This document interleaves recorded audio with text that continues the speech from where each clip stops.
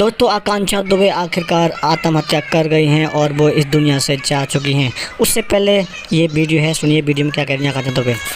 Please प्यार के चक्कर में हाथ गला मरना उड़ना नहीं करना चाहिए। नाक मत कटवाना। नाक मत कटवाना। हाँ घर का। बहुत thank you so much Chintu Yadav. Ujala Seth, hi Ujala कैसी हो। Surya Mishra, nice Dubey ji, thank you. Harsh, hi ma'am please reply. मैं तो आपसे करूंगा मेरे से शादी। मैंने शादी के लिए बोला, मैंने बोला सुने ना, हेलो, मैंने बोला जो प्यार करता हाथ मत काटिएगा, धूमधाम से शादी करिएगा। तो एक फ्रेंड बोल रहा है मैं आपसे शादी करूंगा।